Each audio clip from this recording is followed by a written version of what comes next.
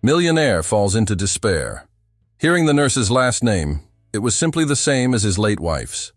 The morning sun cast long shadows through the floor-to-ceiling windows of Alexander Reed's mansion in Millbrook, New York.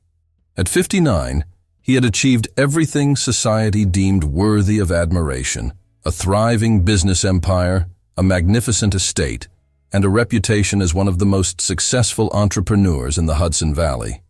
Yet as he stood in his spacious living room, surrounded by expensive furniture and priceless art, Alexander felt the familiar weight of solitude pressing down on his shoulders. 7 years had passed since Elizabeth's departure, but her presence still lingered in every corner of their shared home. Her paintings adorned the walls, abstract expressions of emotion that had made her a respected figure in the local art community.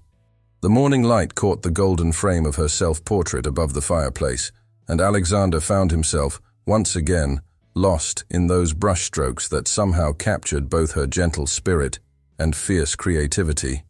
Mr. Reed, Martha, his housekeeper for the past 2 decades, gently interrupted his reverie. "Doctor, Patterson's office called to remind you about your annual checkup this afternoon at 3. Alexander nodded, adjusting his Italian silk tie with practiced precision. "Thank you, Martha. I hadn't forgotten." He hadn't missed a single checkup since Elizabeth's illness.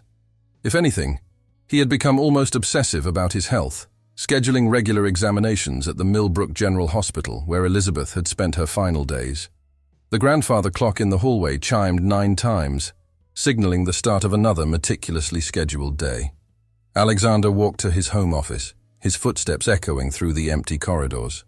The room was a testament to his success, walls lined with business awards, certificates, and photos of handshakes with influential figures. Yet, among all these symbols of achievement, his eyes always found their way to the small silver frame on his desk. Elizabeth, on their last trip to Paris, her smile radiant against the backdrop of Montmartre. As he settled into his leather chair, his executive assistant's voice came through the intercom. "Good morning, Mr. Reed. The board meeting is scheduled for 10, and the quarterly reports are ready for your review. Also, the Martin proposal needs your signature by end of day."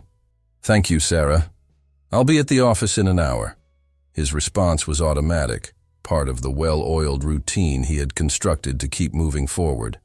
The Reed Corporation had grown exponentially under his leadership, expanding from a modest manufacturing company into a diversified conglomerate with interests in technology, real estate, and renewable energy. Before leaving for the office, Alexander walked through the art studio he had maintained exactly as Elizabeth had left it. Dried paint tubes, half-finished canvases, and her collection of brushes remained untouched, preserved like artifacts in a personal museum. The morning light filtered through the skylight, illuminating particles of dust that danced in the air, the only movement in this frozen space. He picked up one of her sketchbooks, its pages filled with quick studies and random thoughts in her distinctive handwriting. Elizabeth had always believed that art was about capturing moments of truth, those fleeting instances when the facade of everyday life cracked to reveal something deeper. "Every brushstroke is a heartbeat," she used to say. "Every color a feeling we can't put into words." The drive to his office in downtown Millbrook took exactly 22 minutes, another constant in his carefully ordered world. The Reed Tower, a gleaming testament to modern architecture, stood 20 stories high, its glass facade reflecting the autumn sky. As he pulled into his reserved parking space, Alexander mentally prepared himself for another day of meetings, decisions, and the countless small interactions that came with running a corporate empire. Yet something felt different about this particular morning. Perhaps it was the way the light hit the buildings, or maybe it was the unusual warmth of the October air. Whatever it was, Alexander couldn't shake the feeling that something was about to change. After 7 years of predictable days and carefully maintained routines, he felt a subtle shift in the atmosphere, like the first tremor before an earthquake. Little did he know that in a few hours, during what should have been a routine medical checkup, his carefully constructed world would begin to unravel. The universe, with its infinite capacity for surprise, had been quietly arranging the pieces of a puzzle that would challenge everything Alexander thought he knew about his past, his present, and the woman he had loved and lost. As he stepped into the elevator, straightening his tie one final time, Alexander Reed was still just a successful businessman preparing for another ordinary day. But by sunset, he would find himself on the threshold of a discovery that would shatter the careful order of his life and open the door to possibilities he had never imagined. The antiseptic smell of Millbrook General Hospital's corridors brought back memories Alexander would rather forget. Every step along the polished floors echoed with fragments of the past. Endless nights of hope and despair, whispered conversations with doctors, and Elizabeth's unwavering optimism even in her final days. The hospital had expanded since then, adding a new wing dedicated to advanced medical research, funded in part by a generous donation from the Reed Foundation. "Mr. Reed?" a receptionist called from behind the desk of the cardiology department. "Dr. Patterson is running slightly behind schedule. Would you mind waiting for about 15 minutes?" Alexander nodded, settling into one of the comfortable chairs in the waiting area. He pulled out his phone, scrolling through emails without really reading them. The waiting room television murmured softly in the background, broadcasting a local news segment about an upcoming art festival, the kind of event Elizabeth would have loved. A young nurse approached the reception desk, her footsteps quick and purposeful. "Jenny, I need the Harrison charts from this morning," she said, her voice carrying a familiar timbre that made Alexander look up from his phone. The world seemed to stop rotating on its axis. There, barely 20 feet away, stood a young woman who could have stepped out of his memories. She couldn't have been more than 25, but the resemblance was uncanny. The same honey-blonde hair Elizabeth had worn in her youth, the same graceful way of holding herself, even the slight tilt of her head as she spoke. It was like seeing a ghost, only this ghost wore modern scrubs and carried a tablet instead of a paintbrush. "Sophie Bennett," he heard the receptionist say. "Doctor Moore needs you in exam room 3 when you're done here." Bennett. The surname hit Alexander like a physical blow. Elizabeth's maiden name had been Bennett, a fact he hadn't thought about in years. His hands gripped the armrests of his chair as he watched the young nurse collect her files and turn to leave. A small paint stain marked the sleeve of her scrubs. Blue acrylic, if he had to guess. The same brand Elizabeth had always preferred. Before he could process what he was doing, Alexander stood up. "Excuse me, Miss Bennett." Sophie turned, her green eyes meeting his with professional politeness. "Yes, can I help you?" The resemblance was even more striking up close. She had Elizabeth's nose, her cheekbones, even the small cluster of freckles across the bridge of her nose, but there was something else too, a determined set to her jaw that reminded Alexander of someone else, someone from Elizabeth's past. I apologize for bothering you," his usual corporate confidence deserting him. "You just remind me of someone I used to know." A flicker of something, curiosity perhaps, crossed Sophie's face. "Oh, that's interesting. I get that sometimes, actually. One of those faces, I guess." She smiled, and the expression was so achingly familiar that Alexander had to steady himself against the back of his chair. "Your surname is Bennett?" he asked, knowing he was probably overstepping professional boundaries but unable to stop himself. Sophie nodded, glancing at her watch. "Yes, but I'm afraid I'm running late for my rounds. Was there something specific you needed help with?" No. Alexander fumbled for words, something that hadn't happened to him in decades of high-stakes business negotiations. "Would you happen to be related to the Bennetts from Millbrook? The family that used to own the old bookstore on Main Street?" A shadow passed across Sophie's face. "I wouldn't know, actually." "I was adopted," she said it matter-of-factly, but Alexander caught the slight tension in her shoulders, the way her fingers tightened almost imperceptibly around her tablet. "If you'll excuse me, Mr. Reed," the receptionist called out. "Dr. Patterson can see you now." Alexander watched as Sophie disappeared down the corridor, her scrubs swishing softly against the polished floors. His mind was racing, connecting dots he hadn't even known existed. Elizabeth had grown up in Millbrook, the daughter of the local bookstore owners. She had been 18 when he met her at 26, already establishing his business empire. They had never discussed her life before that meeting. She had always skillfully directed conversations toward the future, toward their shared dreams and plans. As he followed a nurse to Dr. Patterson's office, Alexander's thoughts kept returning to Sophie Bennett, The resemblance, the surname, the adoption, the paint on her sleeve, it felt like more than coincidence. For the first time in 7 years, the carefully ordered world he had built around himself began to shift, revealing glimpses of a mystery he never knew existed. Dr. Patterson's questions about his health faded into background noise as Alexander's mind worked through possibilities he had never considered. There was only one person who might have answers to the questions now burning in his mind. Margaret Bennett, Elizabeth's mother, who still lived in the old family home on the outskirts of town. He hadn't spoken to her since the funeral, but now, suddenly, he needed to. As he left the hospital that afternoon, Alexander felt something he hadn't experienced in years. The electric tension of uncertainty, the sense that life was about to veer off its carefully plotted course. The autumn sun was setting behind the Reed Tower, casting long shadows across the parking lot. But for once, Alexander wasn't thinking about the stack of documents waiting on his desk or the meetings scheduled for tomorrow. Instead, his thoughts were filled with paint-stained scrubs, green eyes that seemed impossibly familiar, and questions about the past that demanded answers. Margaret Bennett's house hadn't changed in the decades Alexander had known it.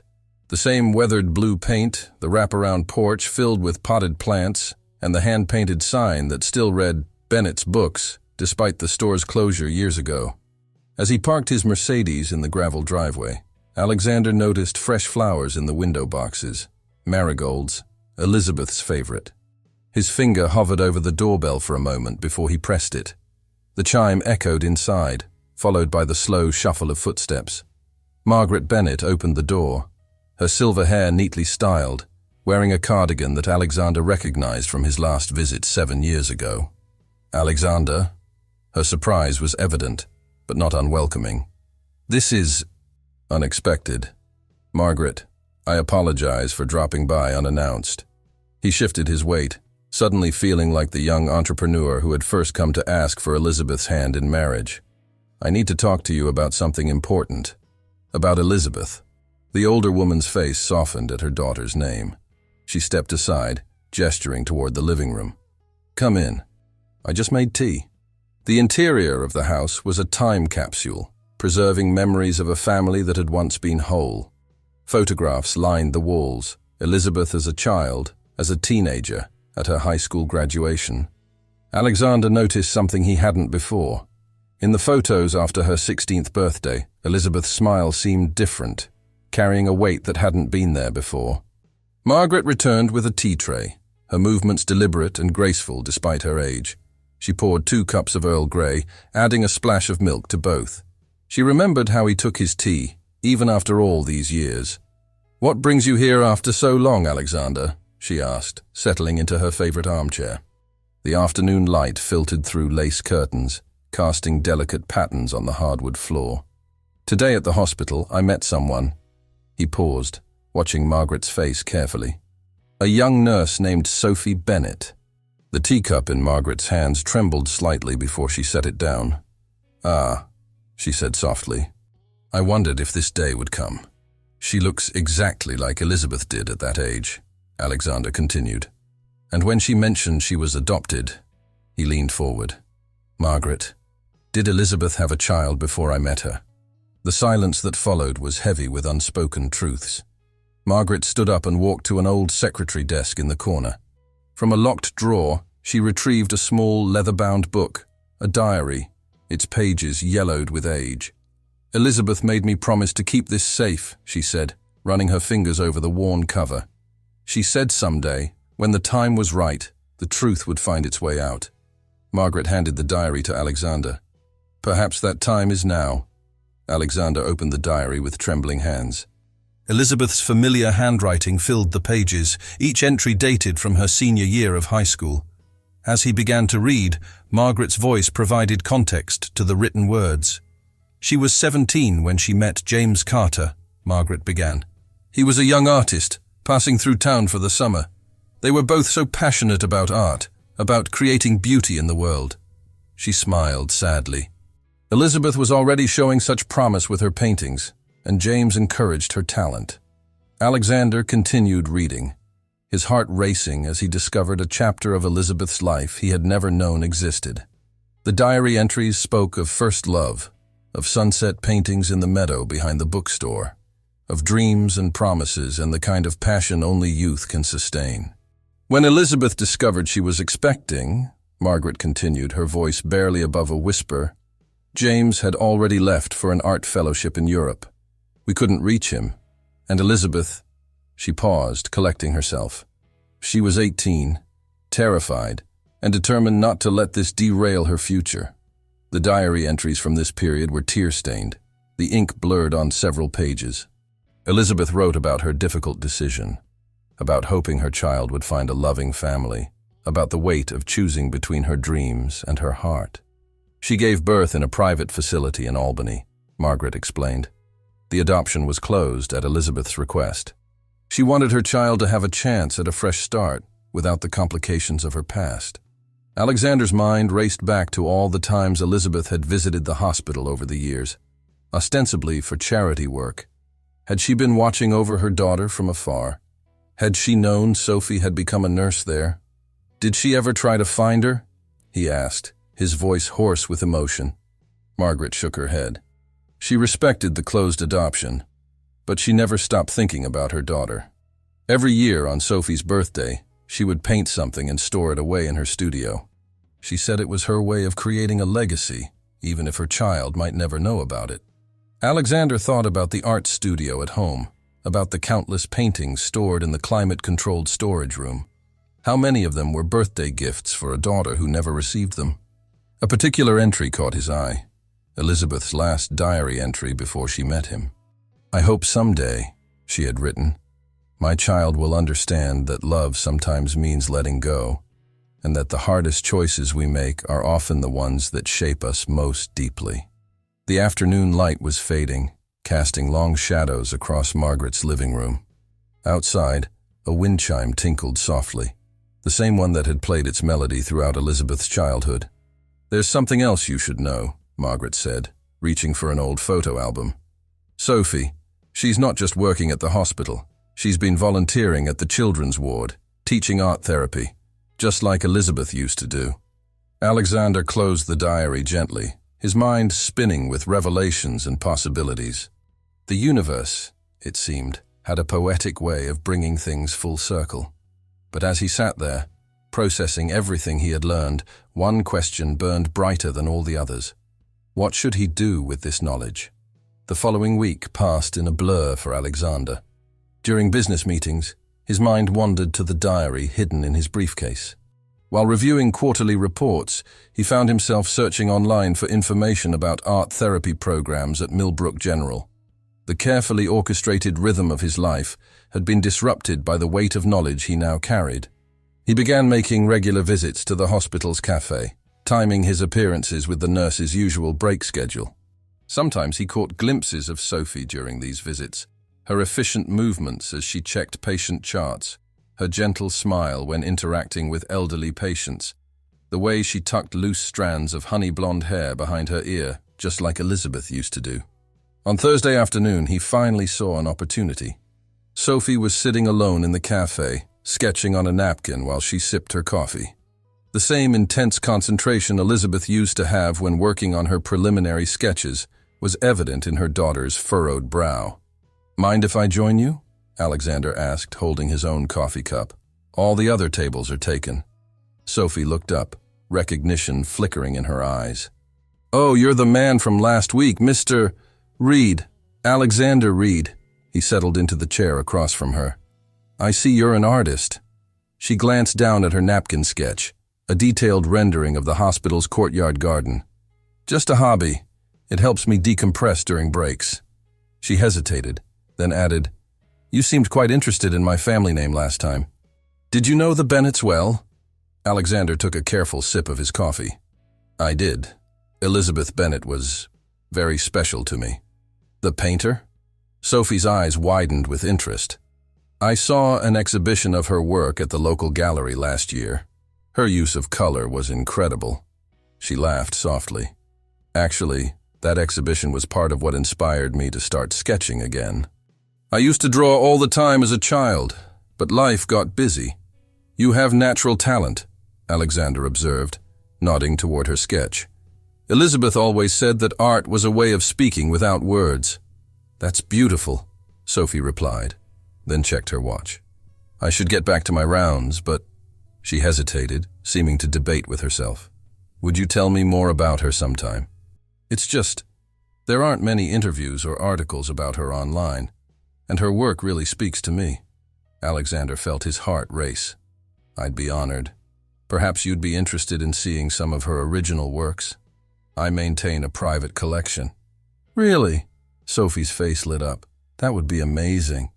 I'm off duty next Tuesday afternoon. They exchanged contact information, and Alexander watched as Sophie hurried back to work, her napkin sketch forgotten on the table. He carefully folded it and placed it in his wallet, next to a small photo of Elizabeth he always carried. Later that evening, alone in his study, Alexander pulled out Elizabeth's diary again. He read and reread the entry from December 12, 1994. Today, I felt my baby kick for the first time. I spoke to her about colors, how yellow feels like joy, how blue can be both sadness and peace. I hope somehow, somewhere she'll understand these things in her heart, even if I can't teach them to her myself. He looked up at Elizabeth's self-portrait, trying to imagine how she would want him to handle this situation. The truth was delicate, potentially devastating. Sophie had built a life, had parents who raised her, had her own dreams and aspirations. Did he have the right to potentially upend all of that? His phone buzzed with a text message from Sophie. Thank you for the invitation to view the collection. Art has always felt like a connection to something bigger than myself. Looking forward to Tuesday. Alexander walked to Elizabeth's studio, unlocking the climate-controlled storage room where her complete collection was preserved. Among the carefully catalogued paintings, he found what he was looking for, a series of 25 works, one created each year on Sophie's birthday. Each painting seemed to capture a mother's dreams for her child at different stages of life. He selected 3 pieces for the initial showing, including one from the birthday series, abstract works that spoke of connection, growth, and the invisible threads that bind people together across time and space. As he arranged them in the main gallery space of his home, Alexander realized he was creating more than just an art display. He was building a bridge between past and present, between mother and daughter, between loss and discovery. That night, standing in his bedroom window, Alexander watched the moon rise over the Hudson Valley. The same moon that had witnessed Elizabeth's difficult choice 25 years ago, that had illuminated Sophie's path to becoming a healer and an artist in her own right, that now shed light on the complex web of emotions and responsibilities he found himself entangled in. In the soft moonlight, he began composing a letter to Sophie in his mind, one he wasn't sure he would ever send. How do you tell someone that their life is both exactly what it seems and something entirely different? How do you honor both the truth and the careful lies that love sometimes requires? The grandfather clock chimed midnight, its sound echoing through the quiet mansion. In 4 days, Sophie would walk these halls, unknowingly retracing her mother's steps. Alexander touched the glass of the window, his reflection overlapping with the night sky beyond. Guide me, he whispered, though whether he was asking Elizabeth or the universe itself, he wasn't sure. Tuesday arrived with the kind of pristine autumn clarity that Elizabeth had always loved to paint. Alexander spent the morning ensuring everything was perfect in the private gallery space. Each painting was positioned to catch the natural light exactly right, creating the atmosphere of reverence that Elizabeth's work deserved. At precisely 2 o'clock, the doorbell rang. Martha showed Sophie in, and Alexander watched as the young nurse took in the grandeur of the mansion's entrance hall. She wore a simple blue dress, her hair pulled back in a loose braid, and carried a small sketchbook under her arm. This is incredible, Sophie breathed, her eyes drawn to a small landscape hanging in the foyer. I had no idea you lived here. Everyone in town knows about the Reed Mansion, but it can be a bit overwhelming, Alexander acknowledged, gesturing toward the gallery wing. Elizabeth helped design this section of the house. She wanted a space where art could breathe. As they entered the gallery, Sophie's steps slowed, her attention captured by the first painting, an abstract piece Elizabeth had created when Sophie would have been turning 5. Swirls of bright yellow and purple danced across the canvas, surrounding a small, perfect handprint in silver. "The energy in this is amazing," Sophie said, moving closer. "It feels like joy and wonder, but there's something else, something deeper." She tilted her head, studying the composition, like a message waiting to be discovered. Alexander watched her, noting how she unconsciously mimicked Elizabeth's characteristic head tilt when analyzing art. "Elizabeth believed that every painting holds multiple truths," he said softly. "The one we see at first glance, and the ones that reveal themselves only when we're ready to understand them." They moved through the gallery slowly, Sophie stopping to sketch quick studies in her notebook, adding her own observations in the margins. At the second painting, a piece from Sophie's 15th birthday, she paused longer than usual. "This one," she touched her chest absently. "I feel like I've seen this before. Maybe in a dream? The way the blues and greens spiral together, leading to that burst of light in the corner. It's so familiar." Alexander's heart raced. Could there be some genetic memory at work? Some deep recognition of her mother's artistic voice? "Elizabeth painted this during a particularly introspective period," he said carefully. "She was exploring themes of connection and separation." Sophie nodded, still transfixed. "My adopted parents always said I was drawn to art from the moment I could hold a crayon. I used to fill notebooks with spirals just like these." She laughed softly. "They enrolled me in every art class they could find. But then life took a different turn. Medicine called to me. Another way of helping people, I suppose." They reached the final painting, the most recent birthday piece Elizabeth had completed before her illness. It showed a woman's silhouette against a complex backdrop of interconnected symbols, medical crosses blending with artists' palettes, stethoscopes transforming into paintbrushes. Sophie's breath caught. "When was this painted?" 7 years ago, Alexander replied, watching her reaction carefully. "Why do you ask?" "That was when I decided to become a nurse," she whispered. "I was in my last year of art school, but something just shifted. I felt this overwhelming need to help people in a more direct way." She turned to Alexander, her eyes bright with unshed tears. How could she capture that so perfectly? It's like she knew. Alexander gestured to a small sitting area near the gallery's bay window. As they sat, the afternoon light cast gentle shadows across Sophie's face, highlighting her resemblance to Elizabeth even more strongly. "Tell me about your parents," he said gently. "The ones who raised you." Sophie smiled, though there was a touch of sadness in it. "They're wonderful people, teachers in Albany.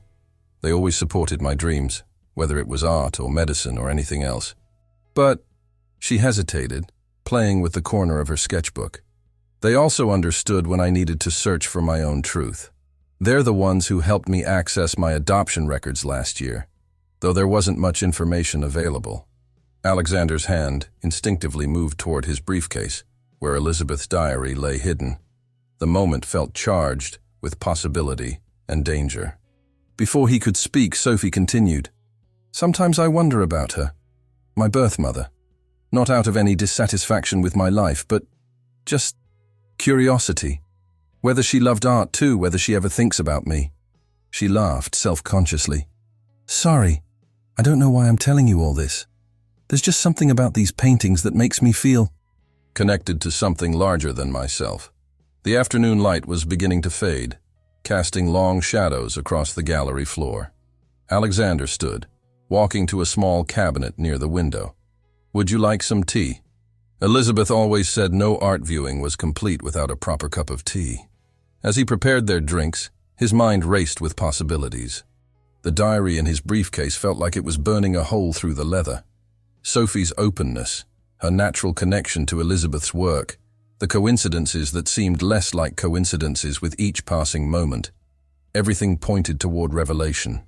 But as he handed Sophie her tea, Earl Grey with a splash of milk, just as she had requested, just as Elizabeth had always taken it, he realized that some truths needed time to unfold, like paint spreading across a canvas, each layer adding depth and meaning to the whole. Over the next few weeks, Sophie became a regular visitor to the Reed mansion. What began as casual conversations about art evolved into deeper discussions about life, dreams, and the invisible forces that guide our paths. Each visit revealed new parallels that both thrilled and tormented Alexander. One rainy Saturday afternoon, they sat in Elizabeth's studio, a space Alexander hadn't shared with anyone since her passing. Sophie moved through the room with an unconscious familiarity, that her fingers trailing over brushes and palette knives arranged exactly as her mother had left them. "The energy in here is incredible," Sophie said, breathing in the lingering scent of linseed oil and turpentine. "It's like time stopped." She picked up a brush, holding it exactly as Elizabeth used to. "Do you mind if I—" Alexander gestured toward the empty easel by the window. "Please." Elizabeth would have wanted this space to remain alive with creativity.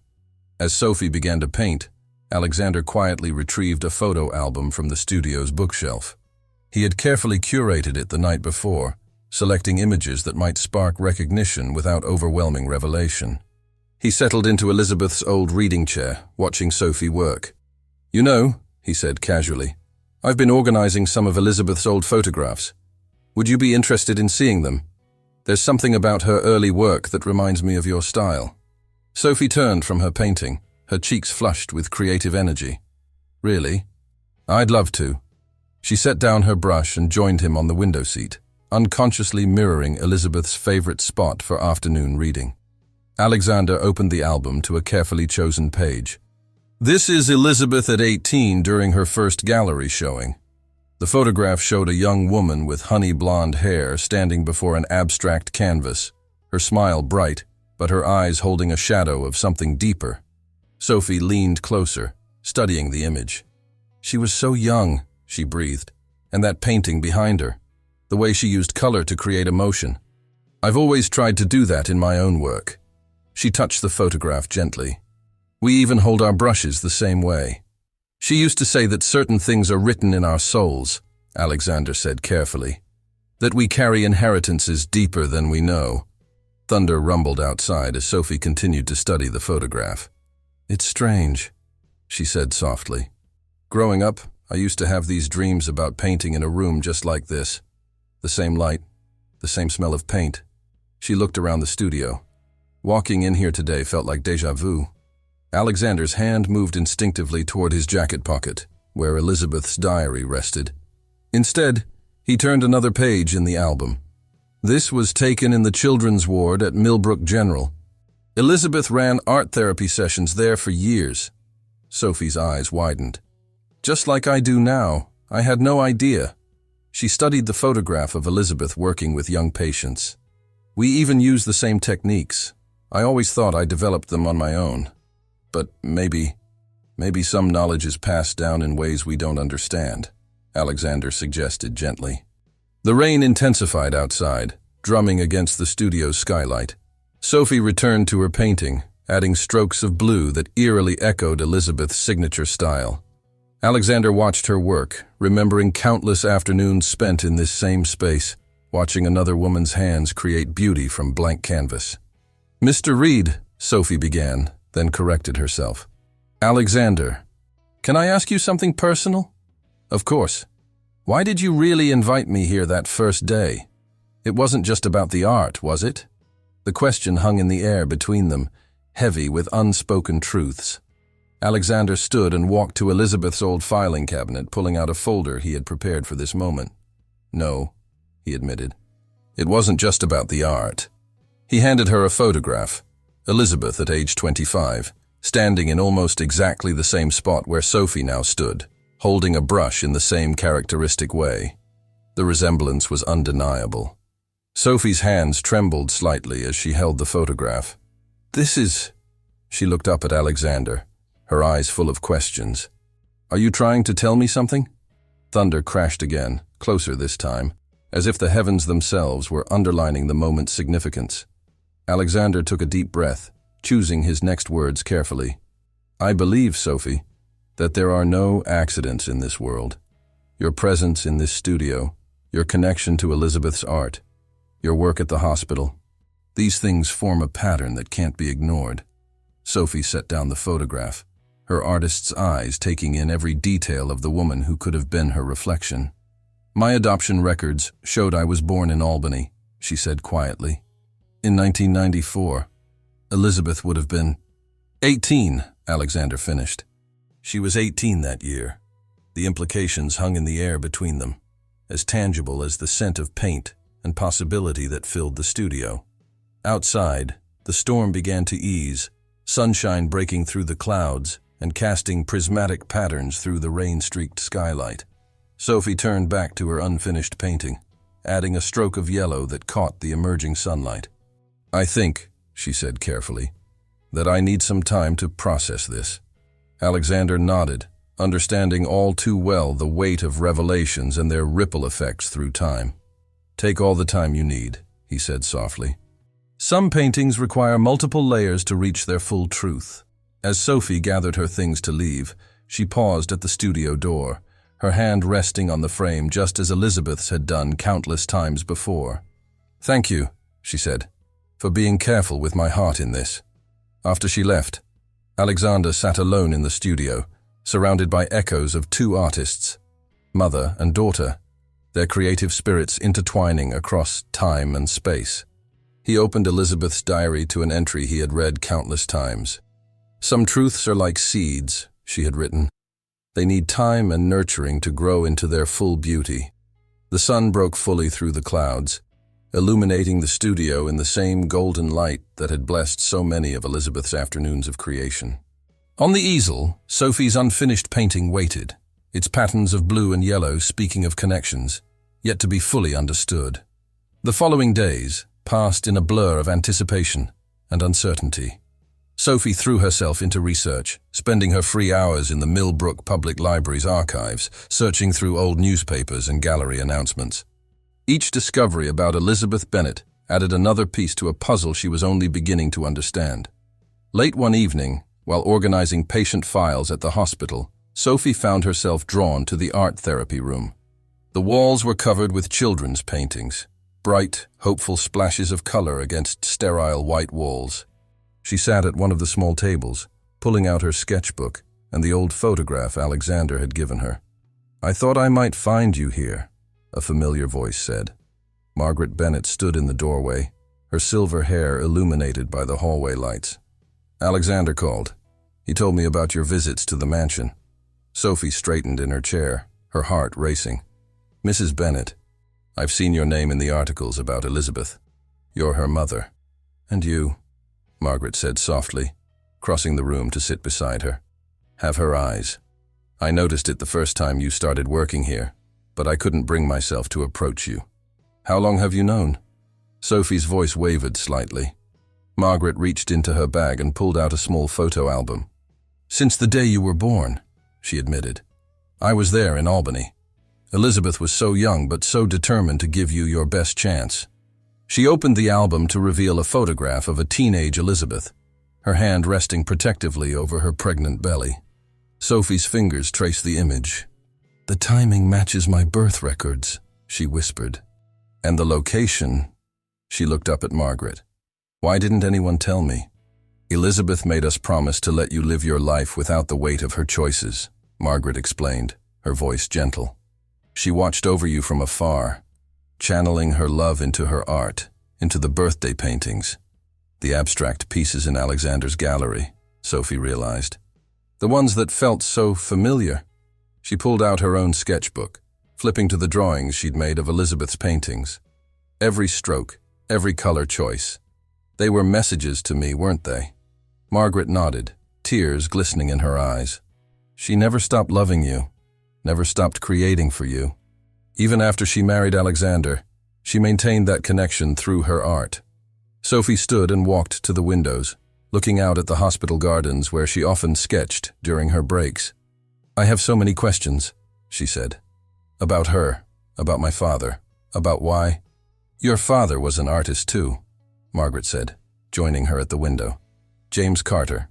He was passing through Millbrook for a summer art program. By the time Elizabeth discovered she was expecting, he had left for Europe on a fellowship. We tried to find him, but—" "Carter." Sophie repeated the name softly. "That explains my middle name on my birth certificate, Caroline Carter Bennet.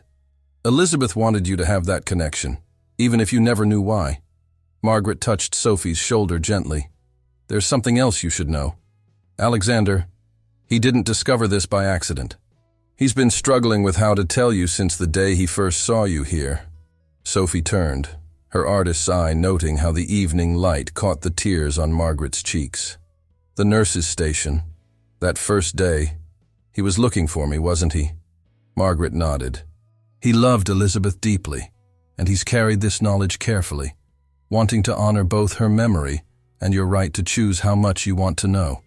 A comfortable silence fell between them, broken only by the distant sounds of the hospital and the gentle rustle of paper as Sophie continued to flip through her sketchbook. Each drawing seemed to take on new meaning. Her lifelong attraction to abstract art, her intuitive understanding of color theory, her need to heal through creativity. "Would you tell me about her?" Sophie asked finally. "Not just the facts I can find in newspapers or gallery notes, but the real things. Her favorite colors, the way she laughed, what made her eyes light up."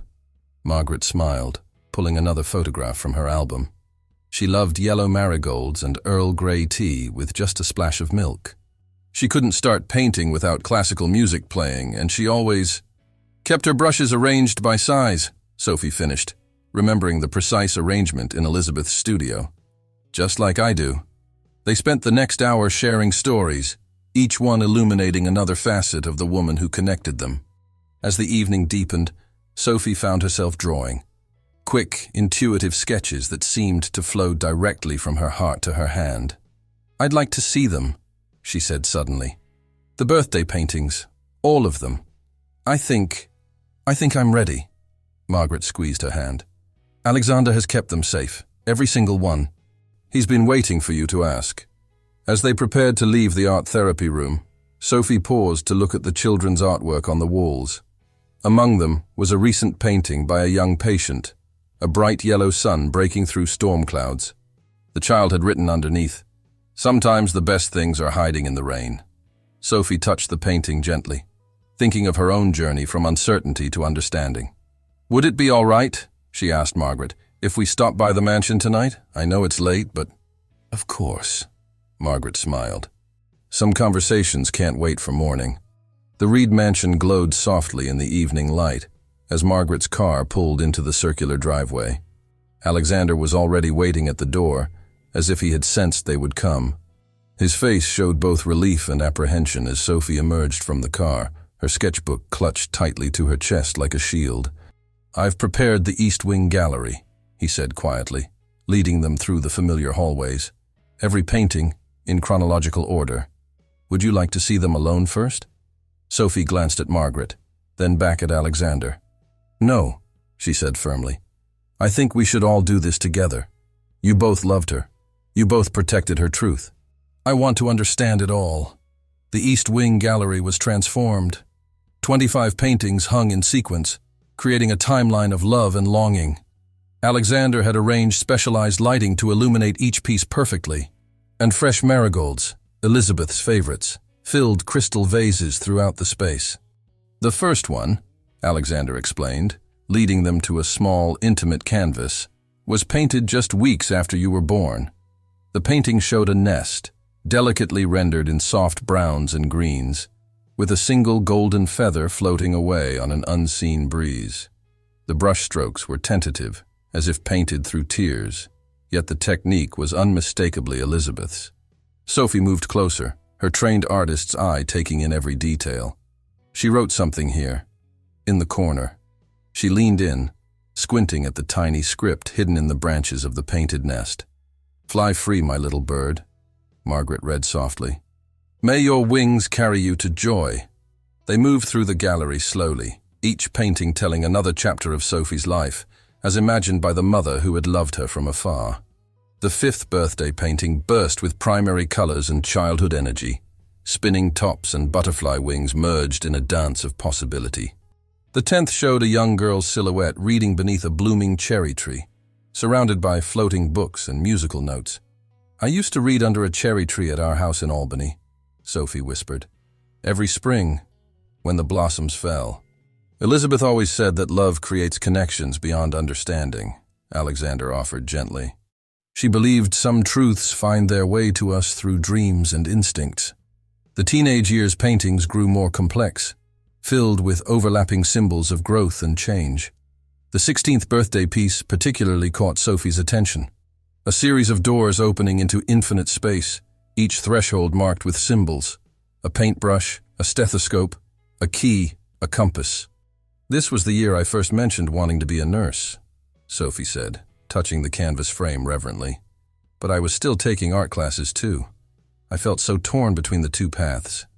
"Elizabeth painted this one twice," Alexander revealed. "The first version showed only art supplies, but she destroyed it and started over. She said something had changed in the energy she felt when she painted for you, that she needed to honor all possible futures." As they approached the more recent paintings, Sophie's own life events seemed to echo more strongly in the imagery. The painting from her first year of nursing school showed healing hands emerging from a swirl of colors, each finger trailing different hues of light. The final painting, completed just months before Elizabeth's illness, depicted two women standing back to back, their shadows merging into a single tree with deep roots and reaching branches.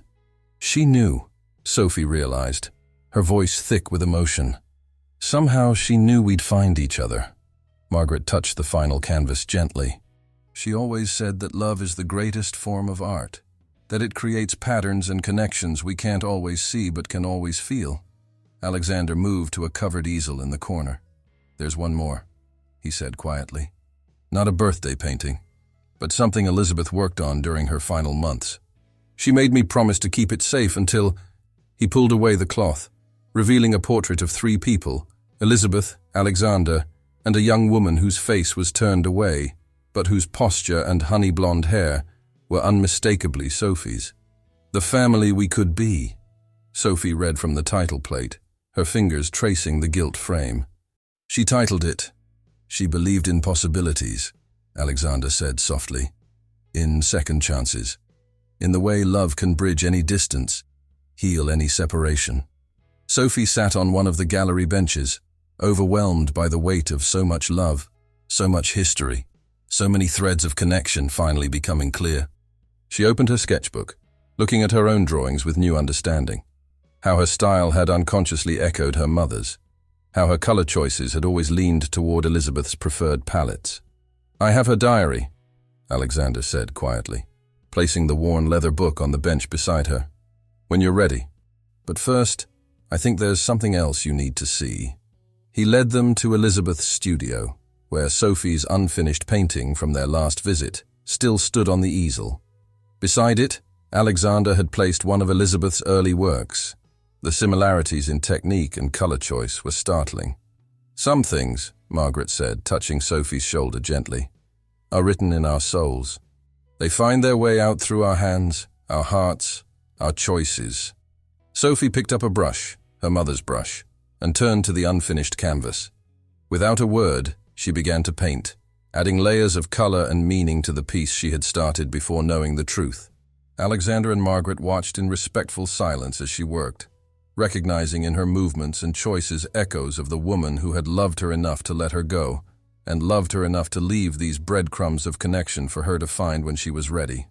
The following Sunday morning found Sophie sitting in her modest apartment, surrounded by photographs, diary entries, and her own sketches. Her phone displayed a dozen missed calls from her adoptive parents in Albany. She had sent them a brief text the night before, asking for time to process something important before they talked. Finally, gathering her courage, she dialed the familiar number. Her adoptive mother, Linda, answered on the first ring. "Sophie? Honey, are you all right? Your message had us worried." "Mom," Sophie began, her voice trembling slightly. "Remember how you always said that some questions have complicated answers? I think I've found some of mine." She took a deep breath. "I know who my birth mother was." A moment of silence followed. Then Linda's warm voice returned. "Do you want us to come to Millbrook? Your father and I can be there in 2 hours." "Please," Sophie whispered, relief flooding through her. She had feared their reaction, but should have known better. The Bennetts, her other Bennetts, had always supported her journey of self-discovery. True to their word, Linda and Robert Bennett arrived at Sophie's apartment just before noon, carrying her favorite comfort food, homemade chicken pot pie. As they settled in her small living room, Sophie began sharing the story, showing them the photographs and paintings. "Elizabeth Reed," Robert said thoughtfully. "We used to have one of her prints in our living room. Remember, Linda?" Sophie would sit and stare at it for hours when she was little. Linda reached for her daughter's hand. "The universe works in mysterious ways, doesn't it? All those art classes you begged for as a child." "There's more," Sophie said, pulling out the family portrait Elizabeth had painted in her final months. "This is Alexander Reed. He was her husband. He's the one who found me, who helped me discover the truth." Her parents studied the painting, taking in the implications of the family portrait. "And how do you feel about him?" Linda asked gently. Sophie twisted her hands in her lap. "He's been so careful, so respectful of everyone's feelings. He didn't just dump this information on me. He let me discover it gradually, gave me space to process everything." She smiled softly. "He has this way of explaining things through art, just like she did. And like you do," Robert added, gesturing to Sophie's sketchbook. "Remember how you used to explain your feelings through drawings when you were little?" The afternoon passed in a blend of tears, laughter, and shared memories. Linda and Robert shared stories about Sophie's childhood, her early fascination with colors, her natural talent for comforting others, the way she would organize her art supplies just so, all taking on new meaning in light of recent discoveries. "We have something for you," Linda said finally, pulling an old shoebox from her bag. "We've been saving these, waiting for the right moment." Inside were Sophie's earliest drawings, carefully preserved. Among them was a painting from her 5th grade art class, an abstract piece showing 2 women connected by a rainbow bridge.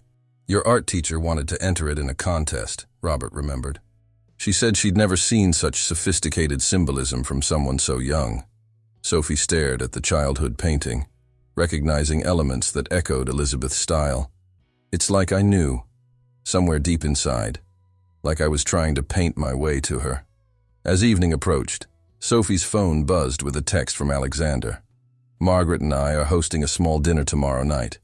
Your parents would be very welcome to join us." Sophie showed the message to Linda and Robert.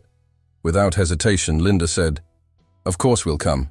This is part of your story now, which makes it part of ours too." The next evening, the Reed Mansion's formal dining room hosted an unusual gathering. Alexander sat at the head of the table, with Margaret to his right. Sophie sat between her 2 mothers, Linda, who had bandaged her skinned knees and attended every school play, and Margaret, who carried stories of the mother she had never known. Robert engaged Alexander in conversation about Sophie's childhood, sharing anecdotes that made everyone laugh. "Elizabeth would have loved this," Margaret said softly, watching Sophie interact with both sets of parents. "She always believed that love multiplies. It doesn't divide." After dinner, they moved to the gallery, where Linda and Robert saw the birthday paintings for the first time. Sophie watched as her adoptive mother wiped away tears, recognizing dates and events in their daughter's life reflected in Elizabeth's art. "Look at this one," Linda said, pointing to the painting from Sophie's 10th birthday. The girl reading under the cherry tree. "Remember that spring in Albany? You were reading Anne of Green Gables and insisted on having picnics under our cherry tree every day." "Some connections transcend explanation," Alexander said, standing beside Sophie. Elizabeth believed that love finds its own ways of expression. As the evening drew to a close, Sophie found herself in Elizabeth's studio once more. Her unfinished painting still stood on the easel, but now she saw it with new eyes. She picked up a brush, dipped it in yellow paint, Elizabeth's favorite color, and began adding new layers to the piece. Linda appeared in the doorway, watching her daughter work. "You know," she said quietly, "having more people to love you doesn't diminish what we have. It just makes your world bigger." Sophie turned to her mother, her first mother, her always mother, and smiled through tears. "I know. I'm not losing anything. I'm just gaining understanding of who I am, where I came from." She gestured to the painting, "and maybe where I'm going." The studio filled with the last rays of sunset, casting everything in a golden glow that reminded Sophie of Elizabeth's work. On the canvas, her painting was evolving into something new, a piece that spoke of family and connection, of love that spans time and space, of threads woven together to create something stronger and more beautiful than before. Spring arrived in Millbrook with an explosion of cherry blossoms and new beginnings. In the children's ward of Millbrook General Hospital, Sophie stood before the hospital board, her presentation materials arranged carefully on the conference table. Art therapy isn't just about keeping patients occupied, she explained, her confidence growing with each word. It's about giving them a voice when words fail, about creating a bridge between pain and healing. She gestured to the before and after photos of the children's ward, where sterile white walls had been transformed into vibrant murals. Alexander, now a major hospital benefactor, sat among the board members, watching with quiet pride as Sophie outlined her vision for an expanded therapeutic arts program. Her proposal included converting an unused wing into a dedicated art therapy center, complete with studios, exhibition spaces, and areas for families to create together. The Elizabeth Reed Center for Therapeutic Arts, Sophie concluded, revealing the proposed name on her final slide. A place where healing happens through creativity, just as she always believed it could. The board's approval was unanimous. After the meeting, Alexander found Sophie in what would become the center's main studio space. She stood by the windows, sketching preliminary design ideas in her notebook. "Elizabeth would be proud," he said softly, joining her at the window. "Not just of the center, but of how you found your own way to combine both your passions." Sophie smiled, adding another detail to her sketch. "I've been reading her journals about her work here. The way she approached each session, how she helped patients translate their feelings into colors and shapes." She paused, looking up at Alexander. "It's like having her here, guiding me." The next few weeks passed in a whirlwind of activity. Sophie divided her time between her nursing duties and overseeing the center's development. Alexander often found reasons to visit, bringing lunch or offering suggestions about lighting and equipment. Their relationship had evolved into something unique, not quite father and daughter, but a deep friendship built on shared love and understanding. One afternoon, as contractors worked on renovating the space, Sophie discovered something unexpected in a box of Elizabeth's old hospital records. "Look at this," she called to Alexander, who was reviewing paint samples nearby. She held up a faded photograph of Elizabeth working with a young patient. This little girl, according to the notes, she was struggling with a serious illness. Elizabeth helped her create a series of paintings about her journey. Alexander moved closer to examine the photo. "I remember this." The girl recovered, and her parents credited Elizabeth's art therapy sessions with helping her maintain hope throughout the treatment. "She's a local artist now," Sophie revealed, smiling. "I looked her up. She specifically works with children facing medical challenges." She pinned the photo to the inspiration board she was creating for the center. "It's like ripples in a pond, isn't it? How one person's love and dedication can touch so many lives." As spring bloomed into summer, the Elizabeth Reed Center for Therapeutic Arts took shape. Sophie incorporated elements from her mother's studio into the design. The same quality of natural light, similar storage solutions for supplies, even a small gallery space where patients could display their work. Linda and Robert visited regularly from Albany, bringing homemade treats for the construction workers and offering suggestions based on their years of teaching experience. Margaret became a fixture at the center, sharing stories about Elizabeth with staff and volunteering to help organize supplies and maintain the growing collection of therapeutic art materials. One evening, as sunset painted the sky in shades of pink and gold, Sophie found herself alone in the nearly completed main studio. She sat at one of the workstations, opening her sketchbook to a fresh page. Without planning, she began to draw quick, intuitive strokes that somehow captured the journey of the past months. Alexander discovered her there, surrounded by drawings that told the story of two healers, mother and daughter, whose paths had merged through art and medicine. "You know," he said, pulling up a chair beside her, "Elizabeth always said that every artist has a unique signature, a way of seeing the world that's entirely their own." Sophie nodded, adding another layer to her sketch. "I used to think I had to choose between art and nursing, between my past and present, between different kinds of family. But now I understand what she meant about love multiplying instead of dividing. Every part of who I am makes the other parts stronger." The first session at the newly completed center was scheduled for the following week. Sophie had carefully selected the inaugural group of patients, including several children from the oncology ward who had already shown interest in art, during her regular nursing rounds. As she prepared the space for its first participants, Sophie hung one final piece on the wall, a collaborative painting she had created with both sets of parents, Margaret and Alexander. It showed a tree with many branches, its roots deep and strong, its leaves carrying symbols of both art and medicine. A family tree, she explained to the center's first art therapist hire, but not the usual kind. It's about how love grows and adapts, how it finds new ways to express itself. The evening before the center's official opening, Sophie stood in the main studio with Alexander, adding finishing touches to the welcome area. "Do you think," she asked softly, "that she somehow knew it would all work out this way? That art would bring us together, help us heal, help us help others?" Alexander smiled, adjusting one of Elizabeth's paintings on the wall, an abstract piece about hope and renewal that would greet every patient who entered. She always said that art has its own intelligence, that it knows how to find its way home. Just like you did. Through the windows, the setting sun cast long shadows across the newly installed easels and work tables. In just a few hours, the space would fill with people seeking healing through creativity.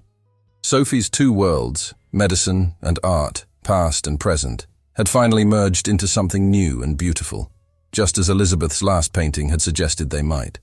The morning of the Elizabeth Reed Center's inauguration dawned clear and bright. Sophie arrived early, her arms full of fresh marigolds, a touch that felt right, a connection to the mother she had never known, but whose presence she felt in every corner of the space. The main studio buzzed with pre-opening activity. Linda and Robert arranged refreshments, while Margaret supervised the hanging of the final exhibition pieces, a carefully curated selection of Elizabeth's therapeutic art alongside works by former patients. Alexander stood in the center of it all, watching his extended family work together with quiet satisfaction. "Excuse me," a voice called from the doorway. "I hope I'm not too early." Sophie turned to find an elegant woman in her 60s standing there, holding what appeared to be a painting wrapped in brown paper. "I'm Catherine Moore," the woman explained. "Elizabeth Reed helped me through my treatment here when I was 12. When I heard about the center opening—" "You're the girl from the photograph," Sophie realized, remembering the image she had found in Elizabeth's records. "The one who became an artist." Catherine nodded, unwrapping her package to reveal a stunning painting. A child's hands reaching for a butterfly made of medical gauze and rainbow colors. "She saved my life, you know. Not just physically. Any doctor could have done that. She saved my spirit, taught me to paint my fears into butterflies, my pain into flowers." As more guests arrived, Sophie was struck by how many carried similar stories. Former patients, now adults, came bearing artwork and memories. Local artists who had exhibited alongside Elizabeth brought pieces dedicated to her memory. Medical staff who had witnessed her work with patients shared anecdotes about her unique approach to healing. The formal ceremony began at noon. Alexander stepped up to the podium, his voice steady despite the emotion visible in his eyes. Elizabeth believed that healing isn't just about medicine. It's about hope, about finding beauty, even in our darkest moments. This center represents that belief, and through Sophie's vision, it will continue Elizabeth's work of healing through art. Sophie's turn to speak came next.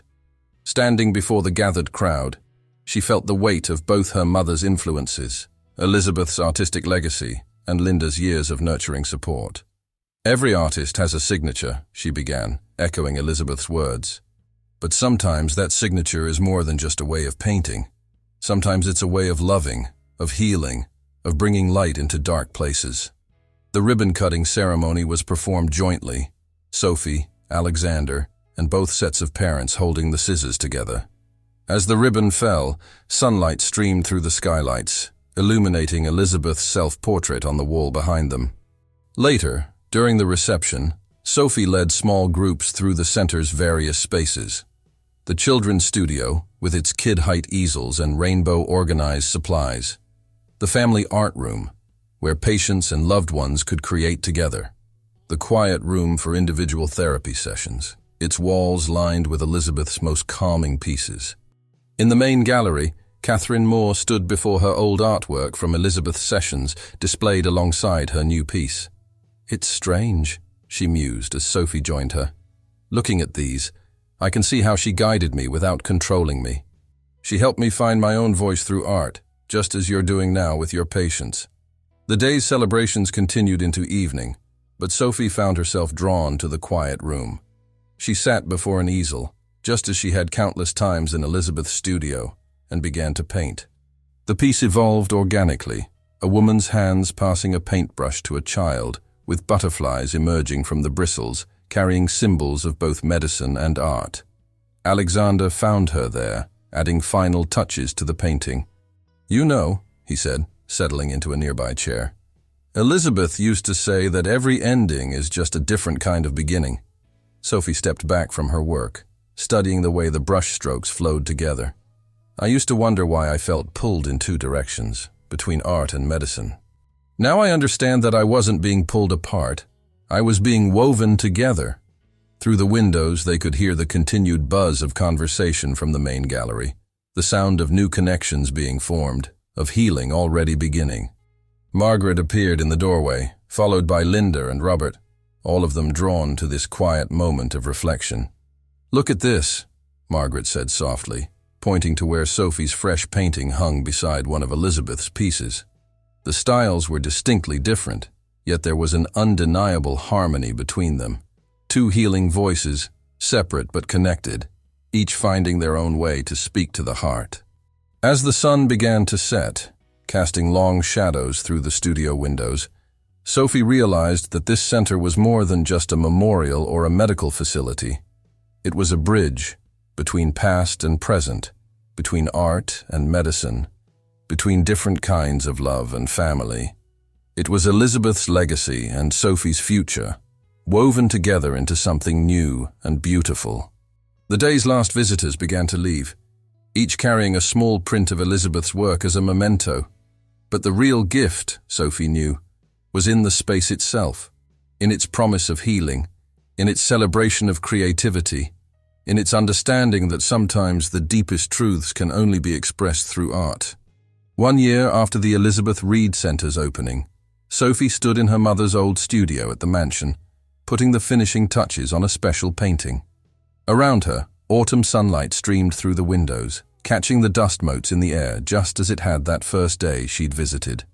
But now the studio felt different, no longer a shrine to the past, but a living space where two artistic legacies merged and flourished. "Almost ready?" Alexander called from the doorway.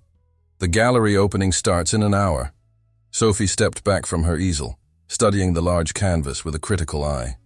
The painting was for a new exhibition at the center, Generations, a celebration of healing through art, featuring works by Elizabeth, Sophie, and their patients. The piece before her showed 3 generations of hands creating together, each adding their own colors to a shared canvas. "Just one final touch," she replied, adding a subtle highlight that caught the light perfectly. "There. Now it's ready." The drive to the center was filled with comfortable silence, both Sophie and Alexander lost in their own thoughts. The past year had brought so many changes, yet each one felt like a natural evolution of the story that had begun with that chance encounter in the hospital corridor.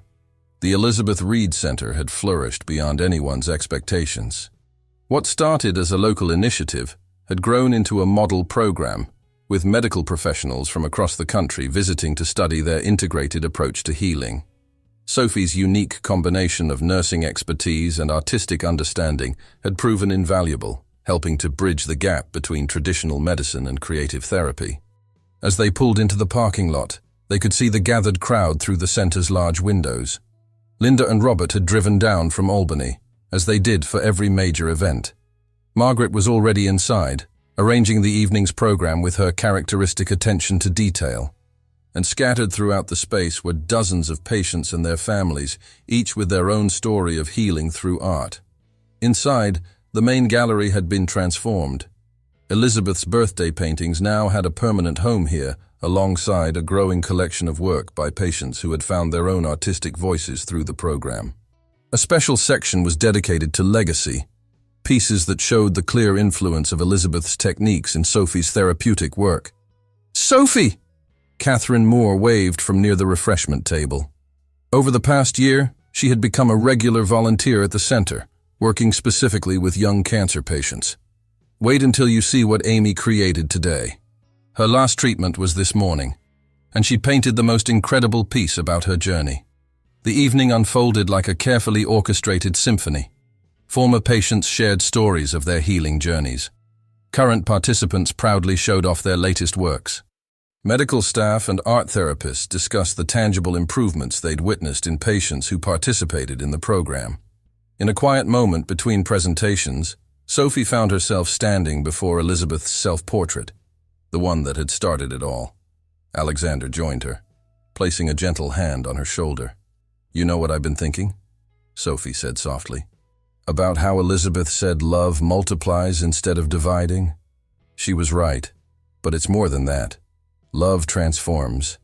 It takes all these separate pieces, art, medicine, family, memory, and makes them into something new." Alexander nodded, his eyes moving from Elizabeth's portrait to Sophie's latest work. "She would have loved seeing how you've made this your own. How you've honored her legacy while creating something uniquely yours." The evening's centerpiece was the unveiling of a collaborative project, a massive mural created by patients, families, and staff together. Each person had contributed their own piece to the whole, creating a tapestry of healing stories told through color and form. At its heart was a recreation of Elizabeth's signature butterfly motif, but reimagined through dozens of different perspectives and styles. As Sophie addressed the gathered crowd, she felt the presence of both her families, the ones who had raised her and the ones who had helped her discover her true self. Linda and Robert beamed proudly from the front row, while Margaret wiped happy tears from her eyes. Alexander stood tall, his face reflecting the same quiet joy that had characterized their growing relationship. "Art, like love, finds its own path," Sophie concluded her speech.